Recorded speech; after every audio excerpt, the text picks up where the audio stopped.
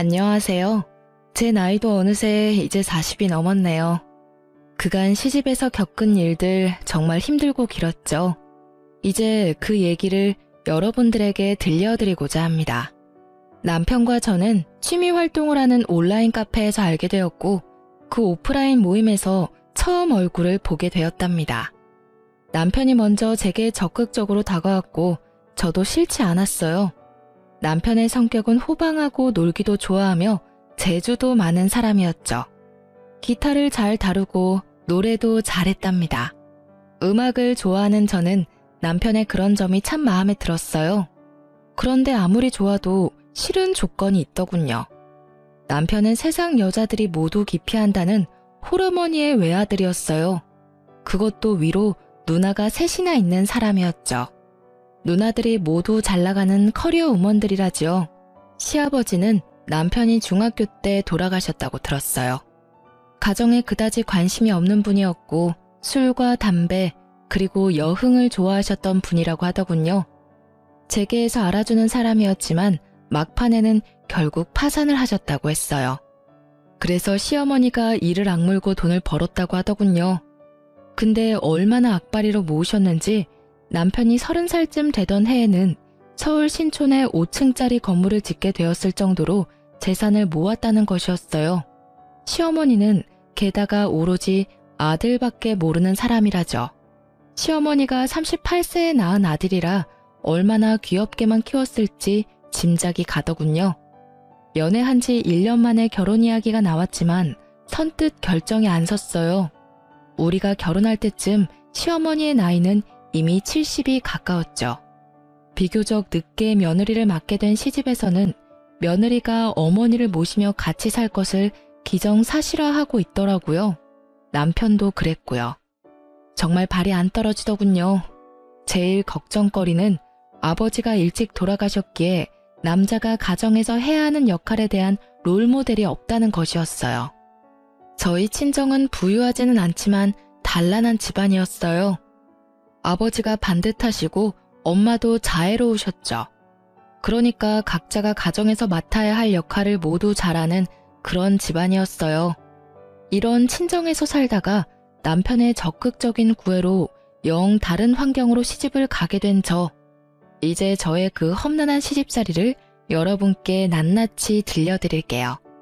시어머니 소유 5층 건물에는 다양한 상가가 입주해 있었는데 그 중에 1층에서 시어머니가 식당을 크게 하고 있었어요.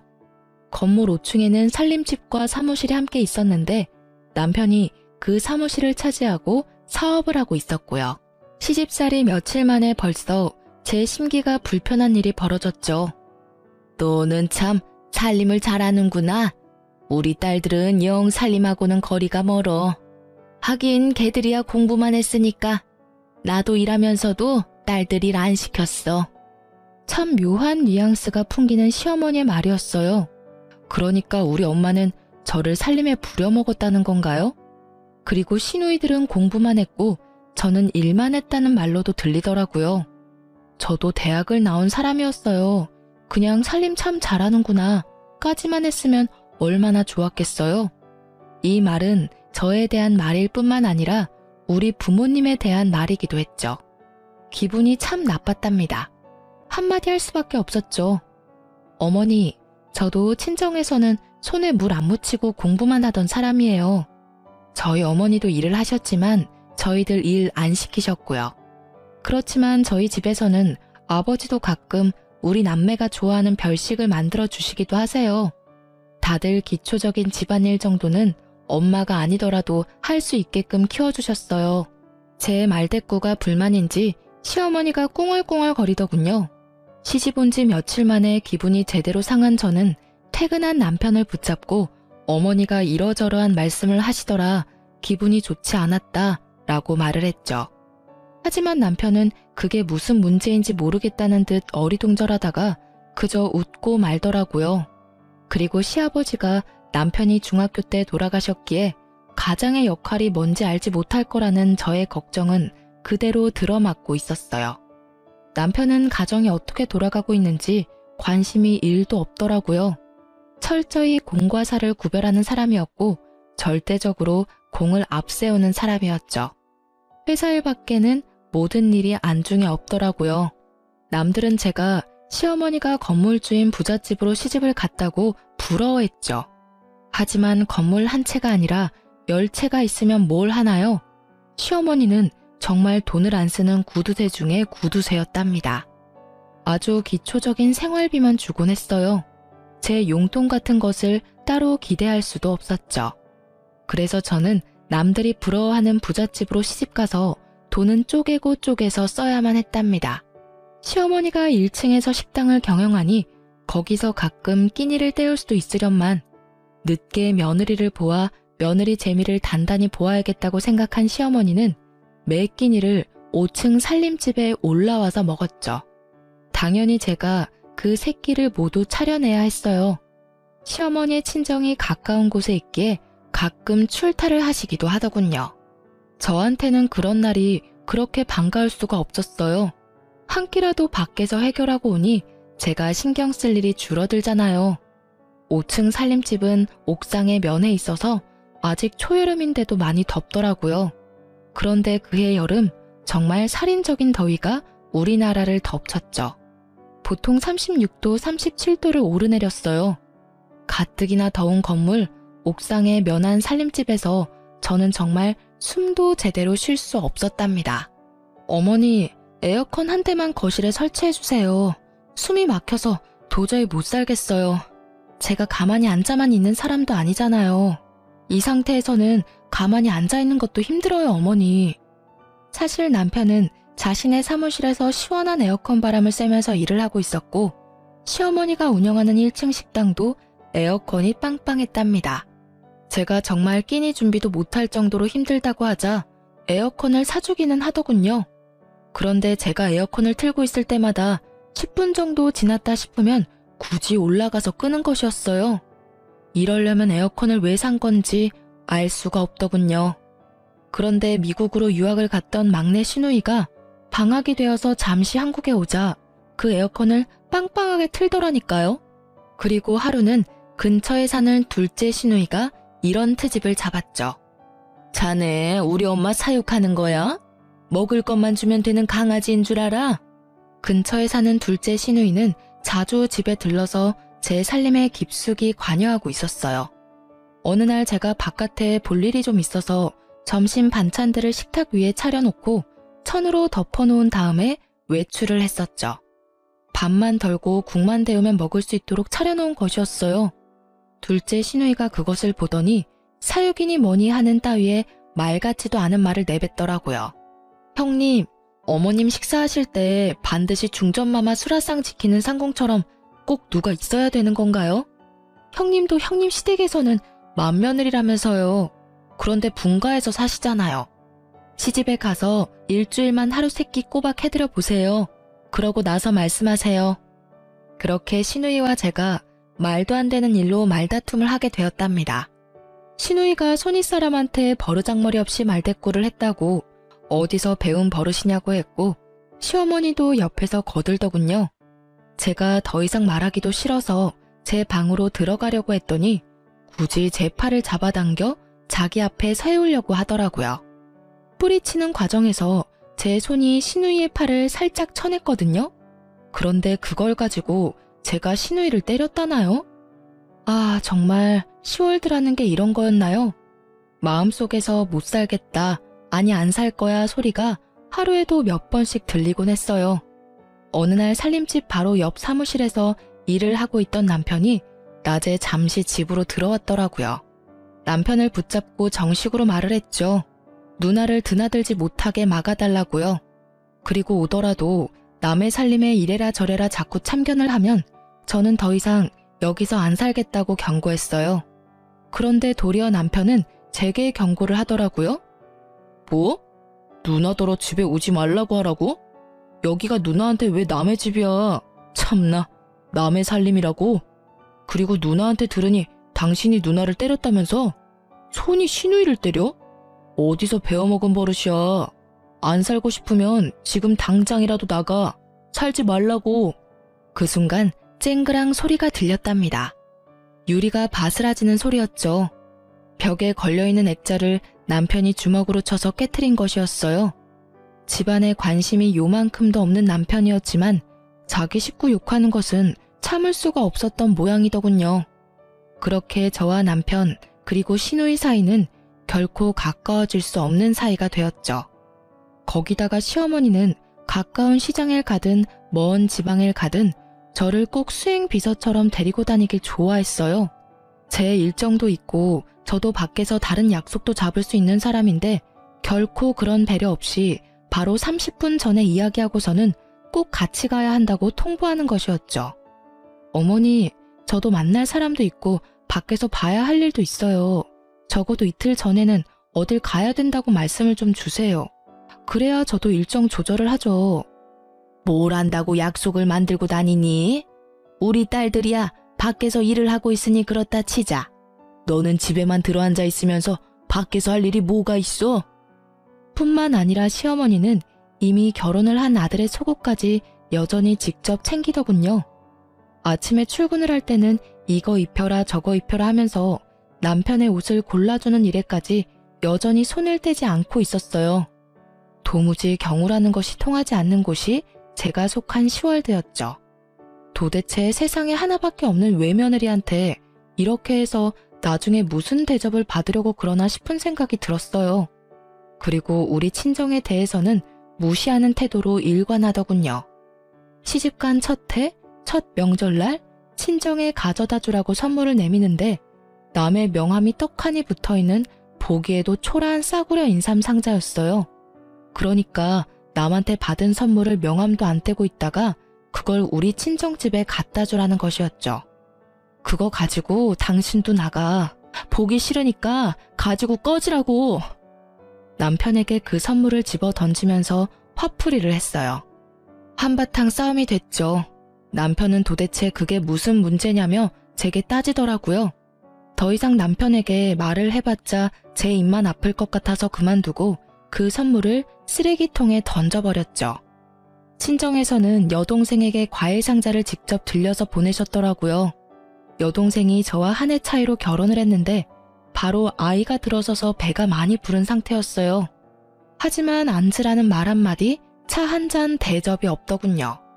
제가 알아서 한 상 거하게 차려 여동생을 대접해 보냈죠. 그리고 다음번 시누이가 왔을 때 차 한 잔도 과일 한 쪽도 내놓지 않았답니다. 알아서 찾아 끓여 먹던 깎아 먹던 신경 쓰지 않았죠. 그리고 시모와 시누는 정말 제가 싫어하는 얌체짓도 했죠. 친정엄마가 저 힘들다고 이것저것 해주신 밑반찬을 시모가 말도 없이 시누이한테 가져가라며 챙겨주더라고요. 정말 때려주고 싶도록 밉더군요. 엄마, 이제부터는 절대로 우리 집에 보낼 반찬 만들지 마.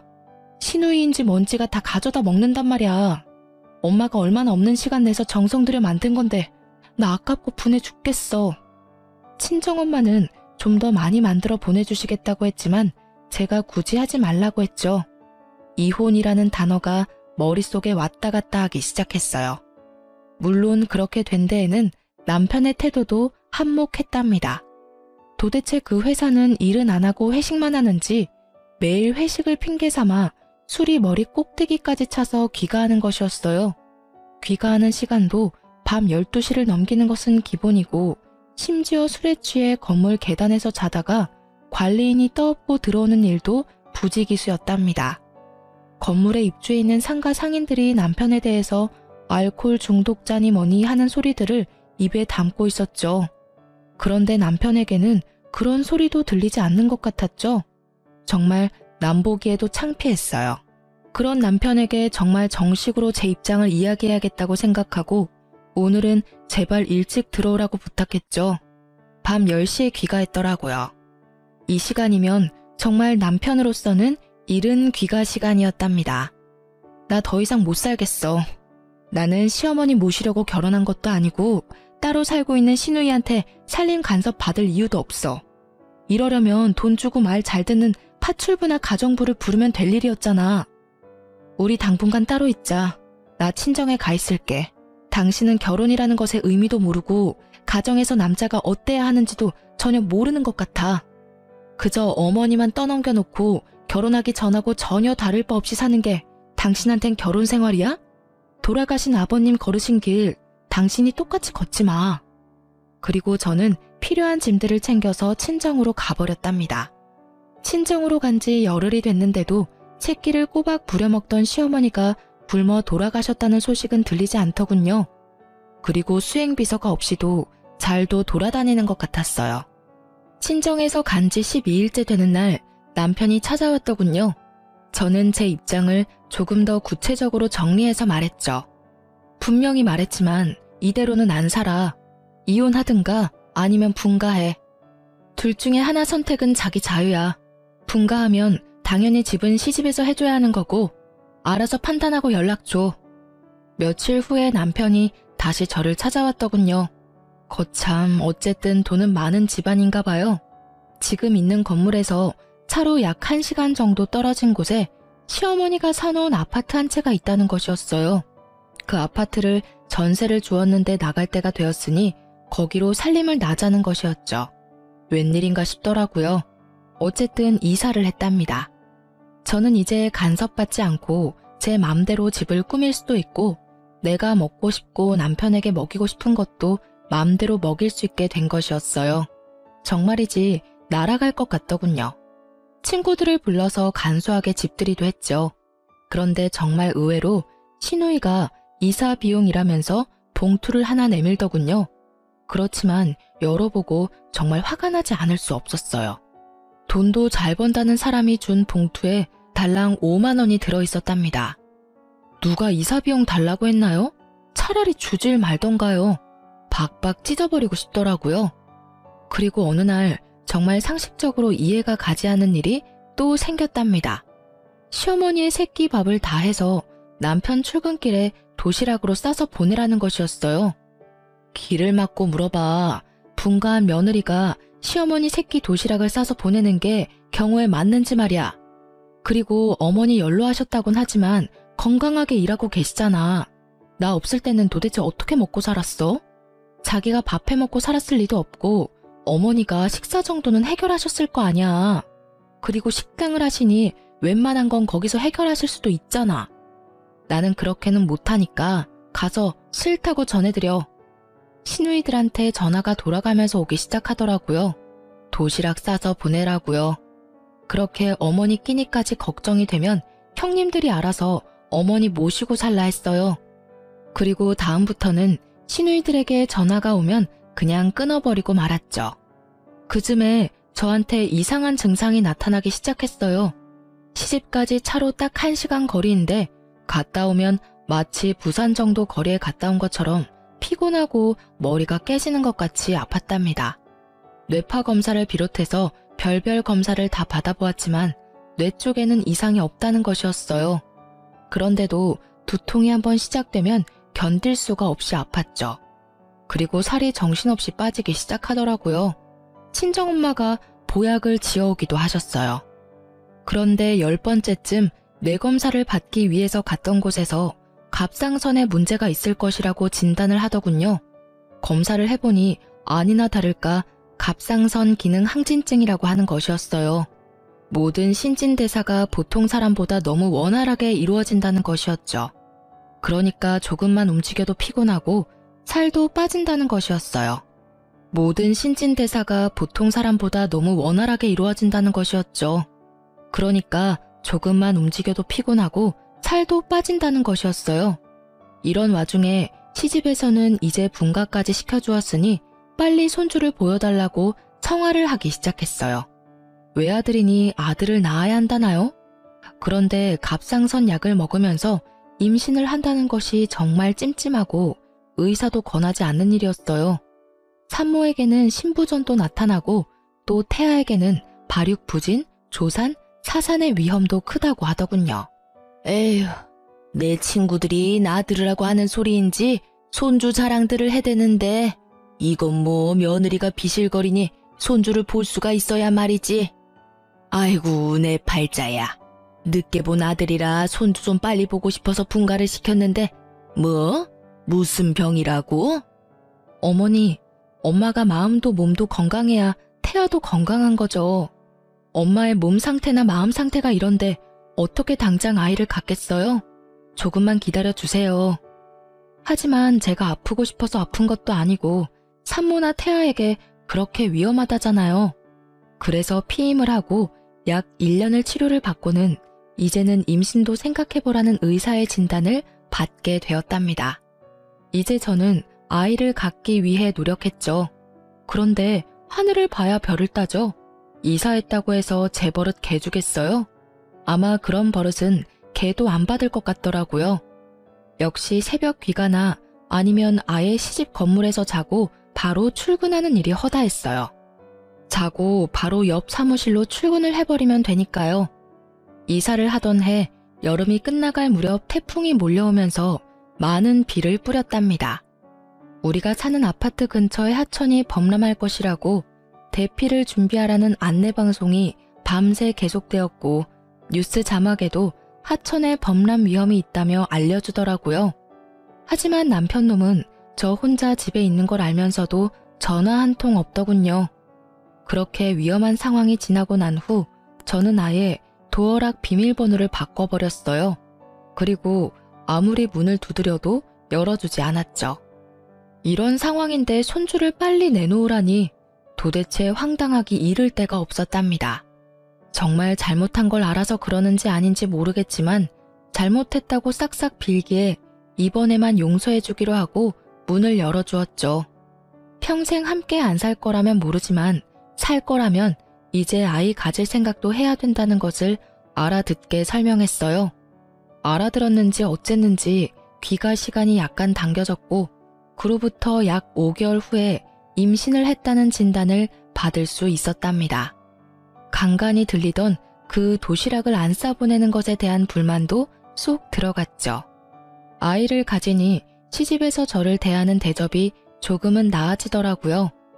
그날도 사고를 고아놓았으니 가져다 먹으라는 연락을 받고 시집으로 갔죠.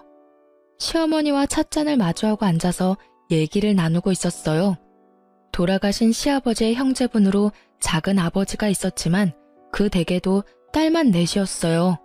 시어머니는 아이는 꼭 아들이어야 한다고 여러 번 강조하더군요. 참나, 그게 어디 제 마음대로 되나요? 그리고 저는 예쁜 딸이 더 좋겠다는 생각을 하고 있었답니다. 물론 시어머니에게 말은 안 했지만요. 그런데 대화 끝에 시어머니가 갑자기 좀 엉뚱한 말을 하는 것이었어요. 예, 네 시아버지 들어오실 시간 됐다. 갈비찜 좋아하신다. 얼른 좀 장만해라. 아이고, 시간이 벌써 이렇게 됐구나. 그런 건 좀 미리미리 챙겼어야지. 곧 들어오실 텐데 시간이 없지 않니? 어머니, 무슨 말씀이세요? 아버님 돌아가신 지가 거의 20년이 되어 오는데 무슨 갈비찜을 장만해요. 어머니 갑자기 왜 이러세요? 느낌이 정말 이상했어요. 그런데 시어머니가 그날은 곧 정신을 수습하더라고요. 한숨 놓았지만 다음번에 시집에 갔을 때 들은 얘기는 정말 절망적이었죠. 내 친구들하고 한강에 물놀이를 갔는데 글쎄 저쪽에서 네 남편이 둥둥 떠내려오지 않겠니? 그래서 내가 얼른 뛰어들어가서 건졌다. 갑자기 정신이 번쩍 들더라니까요. 남편에게 상황을 이야기하고는 바로 어머니를 병원에 데려가 뇌 MRI를 찍어야 했어요. 미리 조금은 예상하고 있었지만 막상 치매 진단이 나오자 가슴이 덜컥 내려앉더군요. 시누이들에게도 물론 이 소식을 다 전했죠. 말하는 것만 들을 때는 세상에서 제일 효녀들인 새 시누이가 또 시끄러워지기 시작했어요. 빨리 저희더러 다시 합가를 하라는 것이었죠. 그렇지만 몸이 무거운 상태이고 출산이 임박해 있었어요. 아이가 태어나면 육아 문제까지 겹치니 어머니를 당분간 병원에 모시자고 했죠. 자식도 없는 할머니처럼 왜 병원에 모시냐며 또 한바탕 난리가 났답니다. 첫 아이라 그런지 배도 많이 부르고 제 한몸 움직이기도 힘들었어요. 그런 사람이 합가를 해서 무슨 일을 할 수 있단 말인가요? 그래서 결국은 제가 출산을 하고 아이가 어느 정도 자랄 때까지만 시어머니 옆에 사람을 두기로 결정을 하고 까다롭게 골라서 아주머니 한 사람을 붙여두었죠. 첫 아이라서 어느 정도 난산을 겪었지만 아이는 건강하게 태어났고 아들이었어요. 아이가 돌이 될 때까지 제 품에서 떼어놓지 않고 키웠죠. 시어머니의 증세는 정말 빠르게 악화되고 있었어요. 딸들 셋을 알아보시기는 했지만 누가 맏인지 누가 막내인지 헷갈리는 것 같았죠. 남편만 정확히 알아보았답니다. 저더러는 웬 아줌마가 우리 집에 와서 뭘 훔쳐가려고 한다고 소리소리 지르는 바람에 소동이 벌어지기도 했었어요. 어느 날, 그날도 시어머니가 간병하는 아줌마더러 동서라고 부르면서 어떻게 이렇게 오랜만에 왔냐는 둥 헛소리를 한 다음 잠에 떨어진 날이었어요. 가만히 시어머니의 얼굴을 바라보았답니다. 50대 초반에 혼자가 되어서 오로지 자식들만 보고 돈을 버는데 인생을 바친 사람이었죠. 같은 여자의 입장으로 볼 때 정말 안 된 사람이었어요. 그리고 이제는 누가 보기에도 살만하고 며느리의 손자까지 보았는데 그만 치매에 걸린 거잖아요. 시집와서 단 한순간도 저에게 살가운 적이 없었던 시어머니였지만요. 그런데 그날은 시어머니에 대한 동정심으로 마음이 정말 착잡했답니다. 집에 와서 곰곰이 생각을 해보았죠. 시누이들은 지금도 남편더러 빨리 합가해서 저에게 간병을 맞지 않는다고 궁시렁거리고 때로는 노골적으로 불만을 표하곤 했죠. 시어머니를 아무래도 내가 돌봐야겠다 생각이 들다가도 마치 시누이를 시키는 대로 하는 것 같이 비치는 게 너무 싫었어요. 그리고 치매 환자를 돌보는 것, 그 길이 얼마나 험난할지 상상만으로도 끔찍했답니다.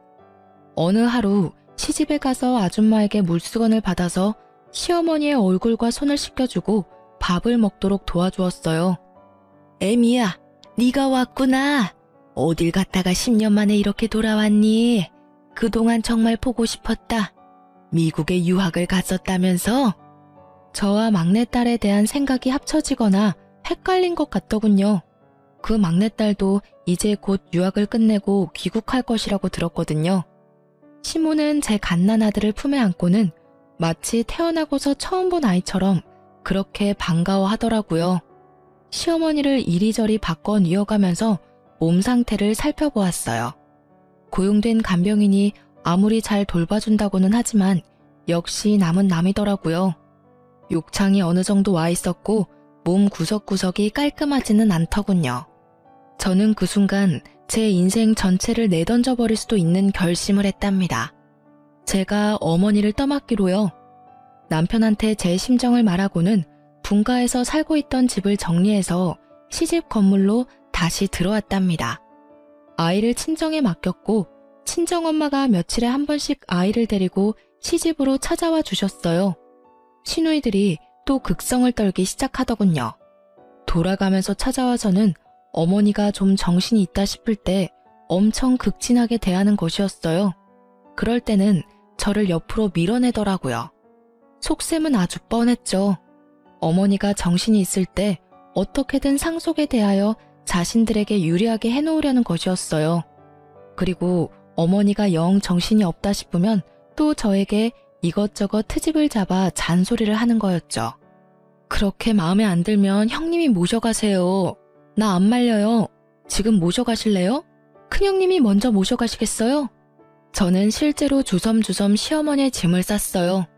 큰 시누이가 와서 하도 이건 이래라 저건 저래라 잔소리를 하기에 한번 해본 짓이었답니다. 큰 시누이가 예상대로 자신은 밖에서 일을 하는 사람이라 간병이 절대 불가능하다며 손사래를 치는 것이었죠. 돈 잘 버니 모셔다가 간병인이라도 붙여놓고 저한테 하듯 감시 감독을 하면 되지 않겠느냐고 했어요. 슬그머니 내빼더군요. 물론 시누이들이 제가 모셔야 한다고 고집을 세우기는 했지만 시누이들의 의견을 따른 것이 아니라 제 스스로 결정한 일이었어요. 그런데 스스로 결정하고 각오를 단단히 했지만 정말 쉬운 일이 아니더라고요. 네가 나 몰래 살던 아파트 다 팔아먹었다면서? 그것도 모자라서 이 집 재산 다 빼돌리려고 도로 들어왔지? 내가 네 속셈 모를 줄 아니? 인연, 어서 도로 나가거라. 시어머니는 이런 말도 자주 입에 담았어요. 그리고 근처에 있는 물건을 갑자기 집어던지기도 했죠. 한 번은 고지서를 담는 작은 목함을 던져 얼굴에 정통으로 맞는 바람에 이마가 찢어지기도 했어요. 시어머니의 상태는 점점 나빠져서 결국은 자신이 할 수 있는 일이 거의 없는 지경에 이르렀죠. 저는 그야말로 시어머니의 손과 발이 되어야 했어요. 그리고 가장 걱정하던 문제가 터졌죠. 이제 배변도 자신의 의지로 조절하지 못하게 된 것이었죠. 배변 문제를 처리하는 것이 너무나 힘이 들었던 저는 시누이들이 올 때마다 손에 들고 오는 먹을 것은 모두 빼앗아서 치워버렸어요. 형님들이 어머니 화장실 문제 한번 도와드려 봤어요? 먹을 것 가지고 오지 마세요. 새끼만 건강하고 적당하게 드릴 테니까 그리 아시고요. 불만 있으면 지금이라도 모셔가시고요. 그렇게 치매 환자의 손과 발이 되어 살던 중 제 몸에 무리가 갔나 봐요. 어깨와 허리가 무너지듯 아프면서 도저히 평상시처럼 움직이질 못하겠는 거예요. 그래서 할 수 없이 간병인을 불렀죠. 그런데 치매 환자가 남과 식구는 어찌나 잘 구별을 하는지 간병인이 뭘 도와주려고 하면 강력하게 거부하고 가져다 주는 밥도 먹지 않는 것이었죠. 저는 거동을 하기가 어렵고 간병인은 거부하고 할 수 없이 시누이들이 당분간 돌아가면서 어머니를 맡기로 의논이 되었던 모양이더군요. 우리 집에서도 아무것도 안 드셔. 집에 가겠다고 자꾸 떼를 쓰신다고. 둘째네 집으로 한번 보내드려 봐야겠어. 둘째 시누이네 집에서도 막내 시누이네 집에서도 시어머니는 한 달을 넘기지 못했어요. 결국은 집으로 다시 돌아왔죠. 제가 온몸에 파스를 덕지덕지 붙이고 다시 시어머니를 돌보기 시작했어요. 정말 제가 전생에 죄를 많이 지었나 보다 생각이 될 정도로 힘든 나날이 흘러갔어요. 그러던 어느 날 어머니가 바깥 나들이를 하고 싶다고 하더라고요. 치매 환자를 데리고 바깥 나들이를 하는 일, 그것도 쉽지 않은 일이었죠. 어쨌든 옷을 제대로 입혀주고 휠체어에 태워서 밖으로 데리고 나갔어요. 나가보니 저 역시 너무나 오랫동안 실내에 갇혀 살았다는 생각이 들더군요. 어머니, 오늘은 날씨가 참 좋죠? 저도 정말 오랜만에 나오네요. 어머니도 나오니까 좋으시죠? 휠체어에 시어머니를 태우고 멀리 가지는 못했지만 동네 곳곳을 돌아보았답니다. 시어머니는 밖에 나가더니 무슨 생각에서인지 동네에 있는 한 가게로 한사코 가자는 것이었어요. 거기서 아이들이나 먹는 군것질거리들을 한아름 사더군요. 군것질거리들도 모두 불량식품이라고 기피하는 것들이 대부분이었고요. 그렇게 많이 군것질거리들을 사더니 몇 개만 빼고는 모두 제게 건네주더군요. 이거 네 시누이들 오면 주지 말고 너만 먹어라. 이거 아주 비싸고 맛있는 거야. 네 남편도 주지 말고 너만 숨겨놓고 먹어. 갑자기 눈물이 핑 돌았답니다. 치매 환자가 정신이 없는 상태에서 한 말이었지만 시어머니가 제게 해준 가장 살가운 말이었어요. 알았어요, 어머니. 숨겨놓고 저만 먹을게요. 어머니 것도 여기 따로 챙겨놓을 테니 아무도 주지 마시고 어머니만 드세요. 시어머니가 아이처럼 좋아하더군요. 그리고 상태는 점점 안 좋아지고 있었지만 일주일에 한 번 정도 친정엄마가 데리고 오는 손자는 정확하게 알아보았답니다. 그리고 제 아이를 보면 거의 울먹이면서 반가워하곤 했죠. 어느새 시어머니는 제게 조금씩 살가워지고 있었고 저는 시간이 갈수록 나빠지는 시어머니 상태에 동정심을 지나서 마치 우리 엄마가 어디가 아픈 듯 마음 한구석이 아파오기 시작했답니다. 남편 없이 오로지 자식들만 보고 악착같이 돈을 벌며 살았던 어머니였지만 자식들은 정말 아무 소용이 없더군요. 하루 24시간을 꼬박 같이 어머니에게 매여서 제 생활은 없었어요. 남편놈은 여전히 예전과 똑같이 어머니만 저한테 맡겨놓은 채 아들로도 남편으로도 그리고 아버지로서도 아무짝에도 쓸모가 없었죠. 그렇게 모진 세월이 흘렀답니다. 시누이들이 자주 들르긴 했지만 오락가락하는 어머니를 붙잡고 이젠 아주 노골적으로 상속에 대한 이야기를 입에 담더군요. 상속 문제에 대해서는 남편도 적극적으로 끼어들었죠. 제 눈에는 모두 아무짝에도 쓸모없는 사람들로 보였어요. 그런데 시어머니는 그렇게 정신이 없는 와중에도 재산권은 꼭 쥐고 놓지 않았어요. 그렇게 시어머니를 모신 지 9년째가 되던 어느 봄날이었답니다. 시어머니가 갑자기 밖으로 봄놀이를 가자는 것이었어요. 그러면서 옷을 까다롭게 고르기 시작하더라고요. 몇 번을 입었다 벗었다 하면서 마음에 드는 고운 옷을 찾아내어 입혀달라더군요. 어디로 가고 싶은지를 물었더니 시아버지 산소에 가자는 것이었어요. 시아버지의 산소는 서울 근교의 공원 묘지에 있었거든요. 거기까지는 먼 길이었고 꼭 차량이 필요했어요. 남편더러 운전을 해달라고 했더니 회사 일 때문에 시간이 없다면서 차 키만 던져주더군요. 애미야, 네 시아버지가 외로우시단다. 내가 가서 좀 놀아드려야겠다. 애미 너도 네 시아버지 본 적 없지? 같이 놀러 가련? 산소에야 자주 찾아갔었죠. 갑자기 아버님이 보고 싶으신 거예요? 아버님이 꿈에라도 보이시던가요? 한번 외출을 하려면 그 준비 과정부터 장난이 아니었지만 간신히 차에 태워 시아버지 산소로 데려갔죠. 시아버지 산소 앞에서 시어머니가 눈물을 보이더군요. 한동안 아무 말도 없이 눈물을 보이고 있던 시어머니가 말했어요. 애미야, 네 아버지가 너더러 고생 많이 했단다. 그래서 이젠 당신이 나를 돌봐주겠대. 그리고 나한테 잘못했다는 말도 하더라. 하긴 이 양반이 나한테 잘못한 것이 많기는 하지. 참 어머니도 돌아가신 양반이 무슨 말씀을 하실 수 있다고 어머니를 돌봐주신다고 하신대요. 거기다가 잘못했다는 말씀까지 하셨다고요? 어머니, 밖에 너무 오래 계셨어요. 아직은 쌀쌀해요.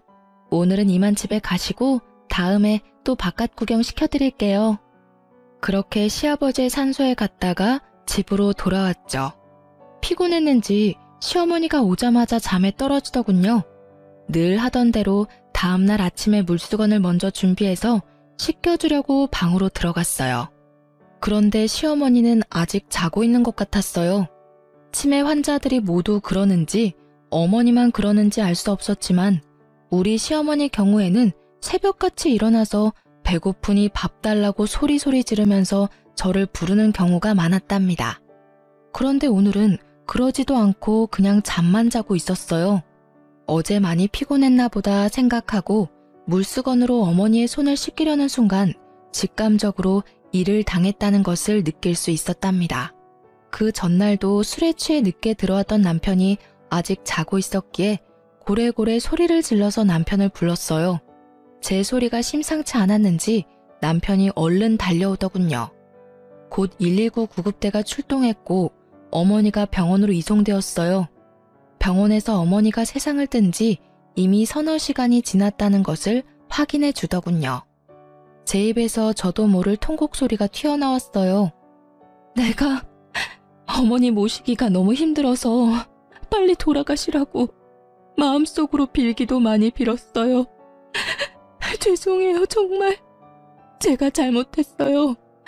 제가 잘못했다고요, 어머니. 시누이들도 곧 병원으로 몰려들었고 사흘간의 작별의식이 끝난 다음 시아버지 산소에 합장시켜 주었답니다. 그렇게 장장 9년에 걸친 치매 환자와의 투쟁이 끝났지만 마음은 허전하기 그지없더군요. 비록 정신이 있을 때나 없을 때나 저한테 모진 말을 퍼붓기도 한 미운 시어머니였지만 빈자리가 왜 이리 큰지요.